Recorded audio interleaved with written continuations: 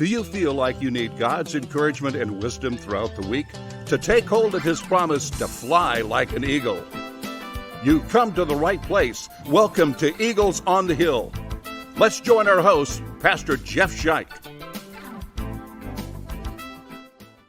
All right, people, I am your host, Pastor Jeff Scheich. So thanks for joining us on this edition of the podcast. On this edition of the podcast, we're going to have a little bit of fun as we celebrate, along with the Jews, the festival of Purim. So what is Purim? Why are we talking about it? Why does it matter to us as Christians? What is the theme of it? So let's get into that. Purim is a festival that celebrates God's work, God's miraculous deliverance of his people in the time of Queen Esther. You might recognize that. You might not. I don't know. But Esther is the name of a book of the Bible. The Old Testament, as we Christians call it. The Jews call it the Scriptures. So Esther is a book of the Bible that talks about God's deliverance of his people hundreds of years before Jesus, at the time when they were living within the Persian Empire. So Persia being Iran. All right. So they were living in the Persian Empire at that time. So let's take a look at what happens in the book of Esther. It's a very unique book of the Bible in that it is the only book of the Bible that does not mention God. The name of God is not mentioned in the book. So a good trivia question there, if you want to play trivia. God's not mentioned, but God is certainly active and alive and doing great things in the book of Esther, but he's kind of working quietly behind the scenes, if you will, to save his people in a miraculous way. There's some key characters in the book that we need to know if we're going to understand what happened there. And there's four of them, actually, that are key characters in the book. The first is King Xerxes. He's the Persian king at that time. There is Mordecai, who is a leader among the Jews at that time. There is his niece, Hadassah, who Mordecai is raising as his daughter because her parents are apparently deceased. And so Mordecai adopts her. So Hadassah, Esther, is his adopted daughter. And then there's Haman, who is the evil character in the story. Haman's name is mentioned over 50 times in the book. We'll get to that in a little bit, but he's the evil character in the story. So those are the four characters that you need to know if you know the story. So I'm not going to tell the whole story. It's 11 chapters plus a really short 12th chapter in the Scriptures. But the basic outline of the story is that the Jews, as well as many others, were living in the Persian Empire at that time. And King Xerxes gets really ticked off at his wife, Queen Vashti, banishes her. You can read how that happens and why that happens and read into some of the things there. It's kind of making a good adult movie, perhaps. But anyway, he banishes her and then wants to choose another queen. And so he has many beautiful women from the kingdom come before him. And of all those, the one that pleases him the most is Hadassah, who is Jewish, but has not revealed her ethnicity. Because out of fear, Mordecai, her uncle, her / adoptive father, has told her, don't reveal who you are, that you're Jewish, because that could land you in a lot of trouble. So she hides that from the king, and she becomes the favorite queen of Persia at that time. Haman is an Agagite, is his background. And you can look that up in the Scriptures and study that if you like. But Haman's an Agagite, an enemy of the Jews. And so he gets in this kind of tiff with Mordecai. Mordecai won't bow down to Haman. Haman's an official in the empire. Mordecai should be bowing down to him. Mordecai won't because he's an Agagite. And so Haman decides he's going to figure out a way, not just to kill Mordecai, but he realizes Mordecai is Jewish. He wants to kill all the Jews throughout the Persian Empire. So there's this plot afoot. As the plot develops, Mordecai gets wind of it and realizes the only person who can perhaps persuade the king to stop this plot to kill all the Jews, the only person who can stop it, perhaps, is Queen Esther, his niece. And he gets word to her about this plot, and he gets word to her that she has been put into place to stop this plot. In fact, the most famous verse from the book of Esther is Esther chapter 4, verse 14. Where Mordecai sends word to Esther and says, if you remain silent at this time, Relief and deliverance for the Jews will arrive from another place, but you and your father's family will perish. Who knows but that you have come to your royal position for such a time as this? That's the key line. Who knows but that you have come to your royal position for such a time as this? In other words, Mordecai tells Esther, uh, God, perhaps, well, we don't use the word God. The name God is not in the book of Esther, remember, but God has maybe placed you where you are to be able to accomplish great things. And that line, of course, that preaches well for all of us. Um, who knows but that God has placed us wherever we are for such a time as this? So a series of dinners ensues. Esther decides she is going to risk her life. She's not allowed to enter the king's presence unless the king summons her. That's the rules at that time. The king has not summoned her, but she determines that she will risk going into the king's presence and perhaps death to be able to try to save the people, the Jewish people. And so there's a series of dinners. It's just great high drama. You just got to read the book of Esther. It's just a great book. It's 11 chapters, but it's a quick read because it's just high drama. Movies have been made about it, actually. Esther risks going into the king's presence once, then risks going in again. And then she reveals the plot of Haman to not only kill Mordecai, but to destroy all the Jews. And Haman has cast lots, and the lot has fallen to the 14th of Adar, that is when the Jews will be killed, is in the month of Adar. So, the Jewish month of Adar. So, Esther winds up exposing this plot of Haman's. The king realizes what Haman has done, and Haman himself, as it turns out, sorry to give away the end of the story, but Haman himself, as it turns out, was killed, and the Jewish people were saved, and they plundered their enemies. So that is the story, basically, in the book of Esther.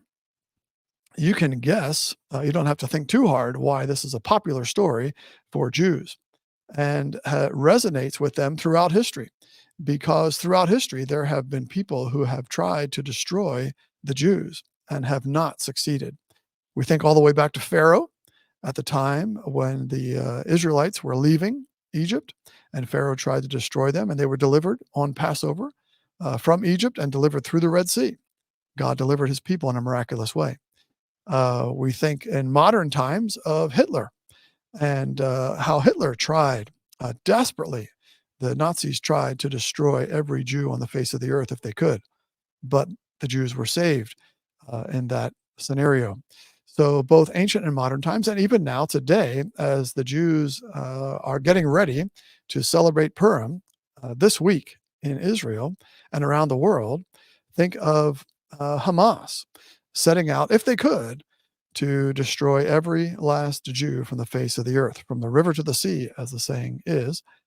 And so, even again today, the Jews look to God to deliver them in a miraculous way. So you can see why this book, this story, this holiday resonates with the Jews. So the holiday, of course, on the Gregorian calendar that we follow changes throughout the years, and so, but always in the springtime. And so March 23rd, the evening of March 23rd, is when the holiday begins. That would be Saturday night if you're listening to this on Friday morning when I release it.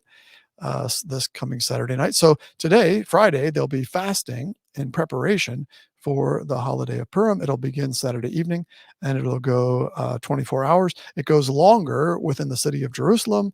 That's getting into the weeds there, the details of that, but it goes a little longer in Jerusalem itself. But nevertheless, it's celebrated. How is it celebrated? Four kind of key parts of the celebration. One is the reading, public reading of the book of Esther, often in the synagogue. So Jews will gather around the world in the synagogue and their synagogues and read the book of Esther. While the book of Esther is read, whenever the name of Haman is read, it's interesting how close Haman sounds to Hamas. Just thought of that. Whenever the name of Haman is read, boos and hisses and noisemakers are used to drown out the name of Haman in the reading. It's kind of, they just have fun with it. And also, it's a time to send gifts of food to friends. It's also a time to give charity to the poor. So those two ways in which it is celebrated. And it's celebrated by eating a festive meal.